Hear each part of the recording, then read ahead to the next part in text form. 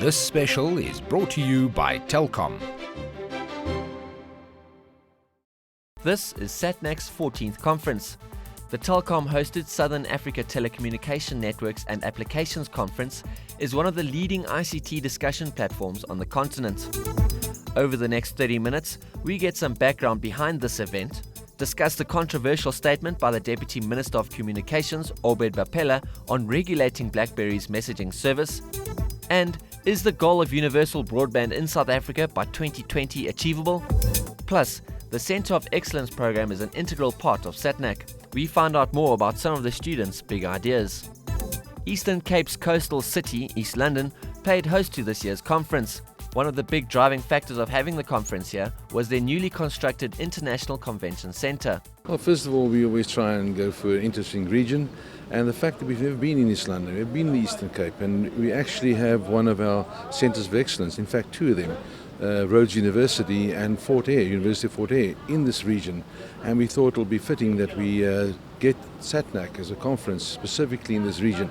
It's also, of course, based on the fact that we now have an international conference centre in East London, which of course makes it easy to host. Over the years, the themes of the SATNAC conference have ranged from next generation services to the future, a society enabled by innovation and applications. This year's theme was social communications, challenging the limits of technology innovation. Well, first of all, the theme is a storyline, and the storyline has evolved through many years. In fact, starting way back in 1997, the storyline was very, very technology-centric. In fact, was engineering and applications. Early in 2000, we evolved to make it more technology-centric, talking about networks, all the stuff you can touch, the tangibles.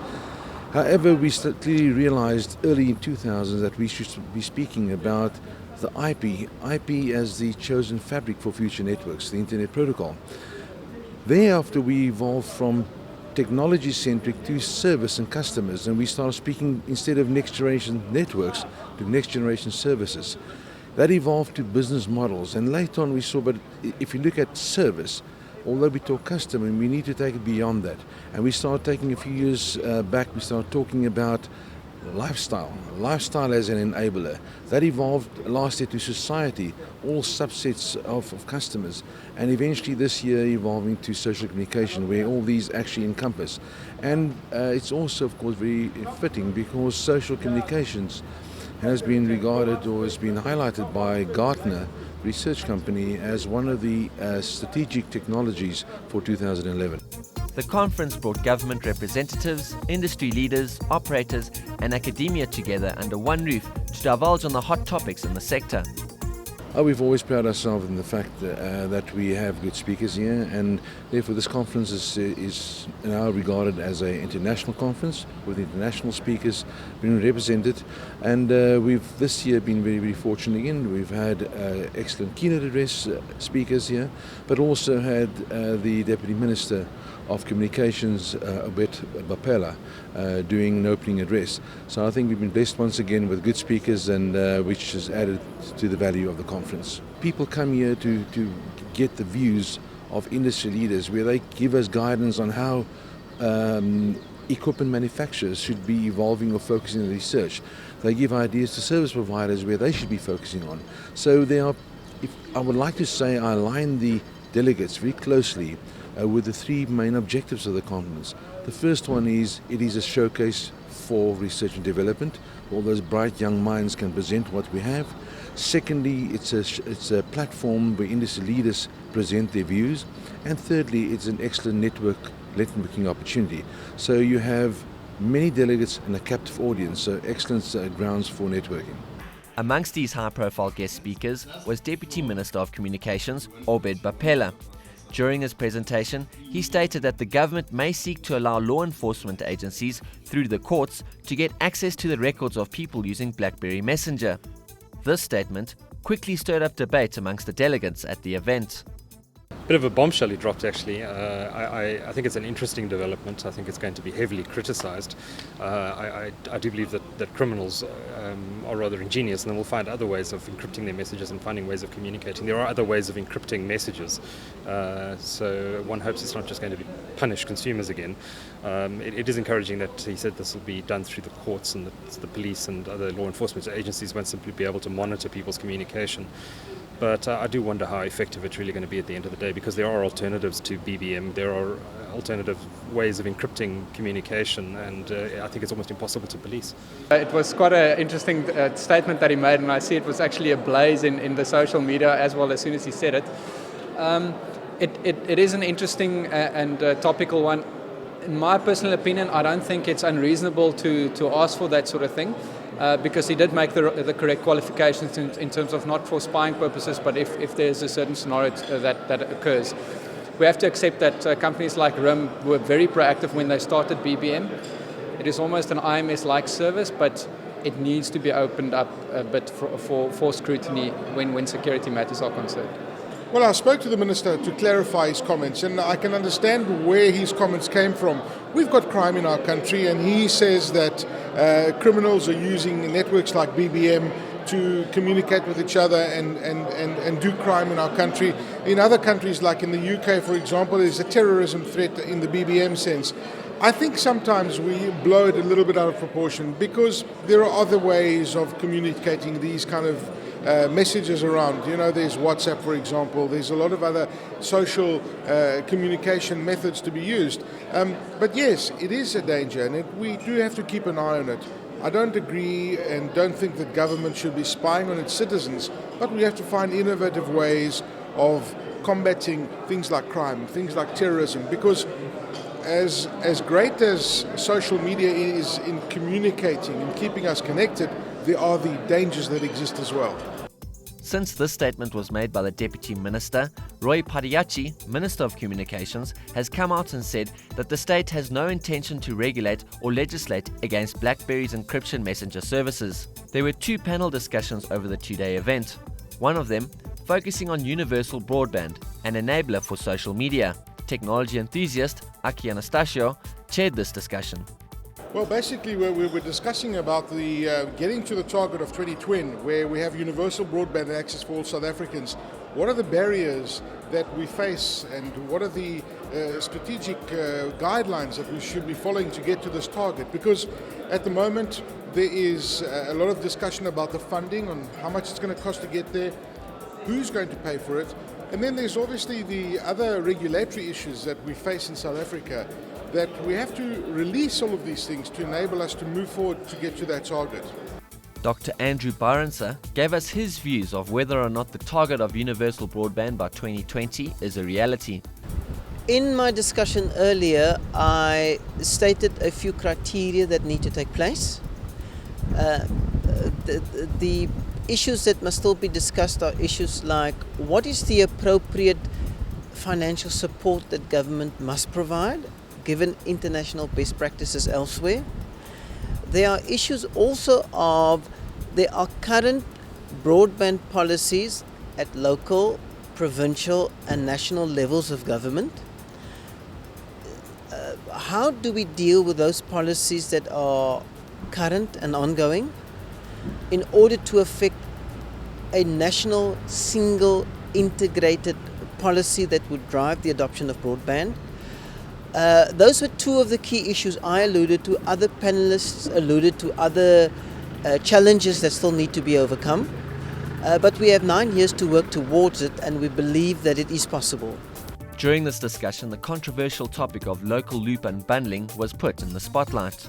I think, to be honest, unbundling of the local loop, for me, it's more of an SMME initiative, because, I mean, we all know that Telkom has been talking about cost reduction of OPEX, and I'm sure Telkom has got quite a number of engineers, technicians that can be outsourced and make sure that they provide maintenance of that network. Now, from the fast-tracking point of view, if you take certain townships and rural areas, Telkom has got some exchanges which I believe can be upgraded to provide ADSL. Now, if you were to give me an exchange in any village, I'm sure that as a priority, I can come up with very good innovation, bring other OEMs, and make sure that I provide broadband services, because the infrastructure is there. To my mind, I think Telkom, because there are too many other plans, in terms of prioritization, if you were to delegate some of those opportunities to some locals, for me it's an SMME, and I think people can fast track that development and make sure that broadband becomes available in rural areas. Dr. Andrew Barnes said that there's no connection between local loop unbundling and increasing access in deep rural areas. I don't think in the context of universal broadband. I think it's a myth. In the UK, for example, when LLU was introduced, they were sitting with 87% fixed penetration. In a country like India, local loop unbundling was recommended by the regulator but never ever adopted by government. And the reason is our fixed penetration levels are simply too low for local loop unbundling to contribute in any way. Especially if you're talking about deep rural. We don't believe that there is a correlation between unbundling a loop in a dense urban center. We don't believe there's a correlation between that and somehow enabling a new loop for a customer in deep rural. So in the South African context, we don't believe that local loop unbundling is part or should be part of the discussion of universal broadband.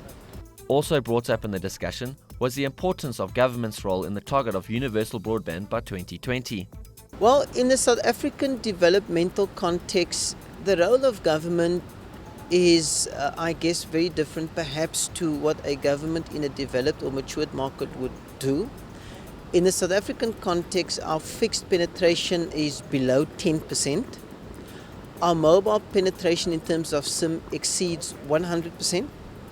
And the same can be said about the ratio between our fixed broadband and wireless broadband. I think there's a factor of 3.5 and 4. So clearly with a different market condition and with no infrastructure services in deep rural and with service delivery being a key tenant as well as the creation of jobs in the South African context, I can imagine that the role of the policymaker in South Africa would be very different to that which has been done perhaps elsewhere. And so the challenge is finding a solution or solutions that is unique, that addresses the problems where we are at, and that also helps with the acceleration of the adoption of broadband. In order to reach this target, there will have to be major developments in the ICT sector with the rollout of infrastructure into the rural areas, a task that will not come cheap. South Africa has a petite topography. We have a unique geography. And recently in Parliament, a number of about 80 billion rand was suggested as the amount required to implement universal broadband. I guess in the absence of any other work that I'm aware of or studies, that's the number that I would go with. I would imagine it's between 80 billion to 100 billion that would be required. Duncan McLeod, editor of Tech Central, led the second panel discussion around social communications, a means to uplift the marginalized and vulnerable. On the panel was Nombulelo Moholi, CEO of Telkom, Douglas Reed, CEO of Vox Telecom, and Andile Nkaba, Executive Chairman of Dimension Data. Yeah, we were really chatting about how to take technology, and well, the term was social communications in general, to marginalized and underdeveloped parts of the country and communities.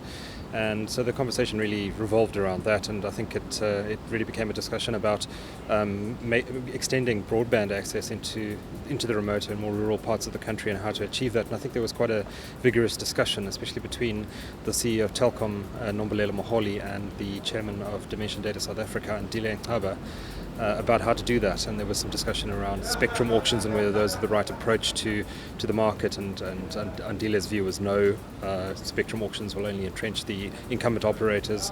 Nombulelo Moholi argued that spectrum auctions were important because they took the political lobbying out of the process. So there was some interesting and challenging discussion. I thought it was good. Nombulelo Moholi, CEO of Telkom, said during the discussion that there needs to be more focus on developing applications for devices such as tablets and smartphones in some of the local South African languages. And I think she's right. A lot of the apps that are available in technology stores at the moment are predominantly in English, and it's a difficult one to get right, because you need the skills on the ground to develop these sort of apps, and getting the stuff right is going to be a challenge. But I think the key message that came out of this was we have to get the connectivity and the broadband connectivity into the hands of everybody. Cheap devices, cheap access to either wireless or fixed line broadband, and then hopefully the applications and services around that will follow. But I think that's also education and skills development is going to form a cornerstone of getting that right. After the break, we chat to Hugo van Zyl, Executive Core Applications and Services at ETA. Plus, we find out more about the Centre of Excellence program and take a look at some of the innovative research the students are working on.